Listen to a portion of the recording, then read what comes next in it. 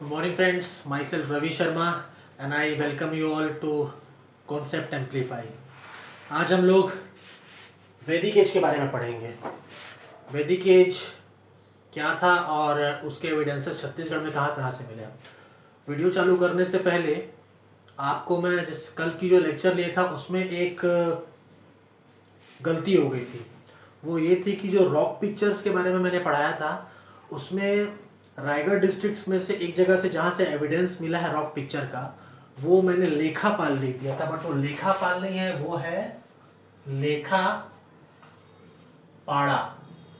लेखापाड़ा of Raigarh district. तो आप लोग इसे सही कर लीजिएगा, वो लेखापाल नहीं लेखापाड़ा है। तो अब हम आगे बढ़ते हैं, छत्तीसगढ़ हिस्ट्री में आगे की ओर चलते हैं। तो सबसे पहले हम लोग वैदिक एज जानते हैं। वैदिक एज जो है, वैदिक कल्चर क्या है? Vedic culture is an ancient Indian culture during which the Vedas were written. उस कल्चर में जहाँ पे जिस समय मतलब वेदास लिखी गई उसे वैदिक कल्चर या वैदिक एज कहा जाता है। जो इंडियन स्कॉलर्स हैं वो इसे एक एवर लास्टिंग कल्चर मानते हैं। साथ ही साथ जो वेस्टर्न स्कॉलर्स हैं उनका कहना है कि ये जो एज है इसका जो स्टार्टिंग है वो एडवेंट्स ऑफ द आर्यंस, जब आर्यंस भारत में उनका आगमन हुआ एट दैट टाइम इस एज की शुरुआत हुई 1500 BCE में, बिफोर कॉमन एरा।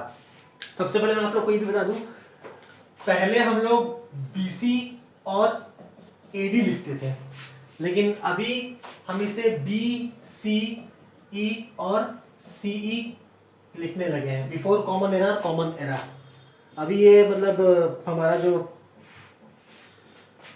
हिस्टोरियंस है अब वो BC और AD के जगह BCE और CE कंसिडर करने लगे हैं। तो आप लोग भी जैसे कि मेंस वेंस पे आंसर राइटिंग करेंगे या फिर जहाँ पे भी एग्जाम में आंसर राइटिंग देंगे तो BC और AD मत लिखिएगा, BC की जगह पे BCE और AD के जगह पे CE लिखिएगा, ठीक है। तो इसके और आगे बढ़ते हैं। आप सबको पता है कि हमारा जो हिंदू कल्चर है उसका रूट्स यहीं से, उसका जो रूट्स है वो वेदा से ही है, ठीक है ना, प्रेजेंट हिंदू कल्चर का रूट्स। और वेदास में अपार्ट फ्रॉम दिस बहुत सारे संस्कृत लिटरेचर्स भी लिखे गए हैं। तो बिना देरी के आगे बढ़ते हैं। वैदिक एज का टाइम पीरियड कब से था? वैदिक एज का टाइम पीरियड था 1500 टू 600 BCE। 1500 BCE से लेकर के 600 BCE तक वैदिक एज का टाइम पीरियड था, जिसमें कि जो ऋग्वेदिक एज है वो 1500 से 1000 BCE तक है, और वहीं जो लेटर वैदिक एज है वो 1000 से 600 BCE तक है। बात अगर हम लोग छत्तीसगढ़ के कंटेक्स्ट में करें तो छत्तीसगढ़ में ऋग्वेदिक एज में कोई भी डिफरेंस मतलब नो एविडेंसेस, कोई भी एविडेंस नहीं मिला है छत्तीसगढ़ में। ऋग्वेदिक एज का कोई भी एविडेंस छत्तीसगढ़ में नहीं मिला है। बट लेटर वैदिक एज जो 1000 से 600 BCE में जो मतलब जिसका टाइम पीरियड ये है उसके एविडेंसेस कुछ एविडेंसेस हमारे छत्तीसगढ़ में मिलते हैं। जैसे कि यहाँ पे लेटर वैदिक एज में विंध्यन माउंटेन्स का डिस्क्रिप्शन है कौशितकी उपनिषद में। Okay, Vindhyan mountain description in mention in Kaushitaki Upanishad. ये हो गया पहला फैक्ट। दूसरा, नर्मदा रिवर को रेवा रिवर के नाम से मेंशन किया गया लेटर वैदिक लिटरेचर्स में। नर्मदा रिवर को रेवा रिवर के नाम से मेंशन किया गया है, किसमें? लेटर वैदिक लिटरेचर में। साथ ही साथ जो ईस्ट और वेस्ट में जो समुद्र थे, description of seas situated in east and west is given in Shatapath Brahmana scripture. जो शतपथ ब्राह्मण स्क्रिप्चर है उसमें समुद्र का डिस्क्रिप्शन किया गया है जो ईस्ट और वेस्ट में है, ईस्ट और वेस्ट, ठीक है। ये इंडिया की जो यहाँ पे ईस्ट में और ये वेस्ट में जो भी सी है ये इसका डिस्क्रिप्शन शतपथ ब्राह्मण में किया गया है।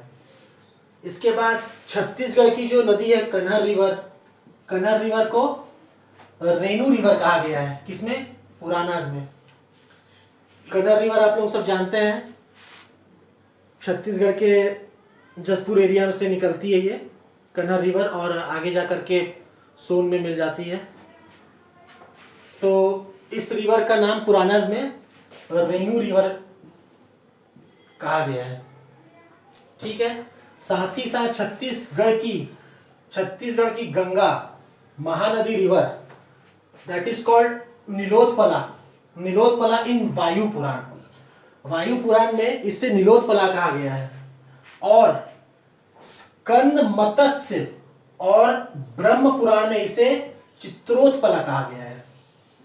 महानदी रिवर आप जानते हैं छत्तीसगढ़ की सबसे लंबी नदी, जो कि सिहावा पर्वत से निकलती है एंड आगे जाकर के वो बे ऑफ बंगाल में, उड़ीसा में कटक के पास बे ऑफ बंगाल में वो जाकर के उसका माउथ बनता है, वहां पे वो जाकर के उसमें गिर जाती है। तो उस महानदी का नाम वायु पुराण में नीलोत्पला कहा गया है, और उसी का नाम स्कंद मत्स्य और ब्रह्म पुराण में चित्रोत्पला कहा गया है। तो ये कुछ वैदिक एजेस के एविडेंसेस हैं जो आप लोगों को याद रखने हैं। इसमें से कुछ डायरेक्ट क्वेश्चन ही आएंगे। बाकी जो वैदिक एज है उसका जो एक अपने में वो खुद एक इंडियन हिस्ट्री में बहुत बड़ा चैप्टर है वैदिक एज का। इसको जब शिव नारायण सर आपको वैदिक एज पढ़ाएंगे इस चैनल में, तब वो आपको इसके बारे में पूरी तरह से पूरा डिस्क्रिप्शन दे देंगे कि वैदिक एज और लेटर वैदिक एज के बारे में। अभी हम लोग छत्तीसगढ़ के कंटेक्स्ट में पढ़ रहे हैं, तो छत्तीसगढ़ के कंटेक्स्ट में सिर्फ इतना ही एविडेंसेस और फैक्ट्स मेंशन्ड है, तो हम लोग इतने ही जानेंगे, ज़्यादा एक्स्ट्रा पढ़ने की उसमें कोई ज़रूरत नहीं है। तो आप लोग इतनी चीज़ों को याद रखेंगे, इसका स्क्रीनशॉट ले लीजिएगा बस। ठीक है, ये हो गया वैदिक एज। अब हम आगे चल के रामायण पीरियड और महाभारत पीरियड के बारे में देखेंगे। Till then thank you so much. Channel को लाइक और वीडियो को लाइक और चैनल को सब्सक्राइब कर दीजिए। Thank you so much.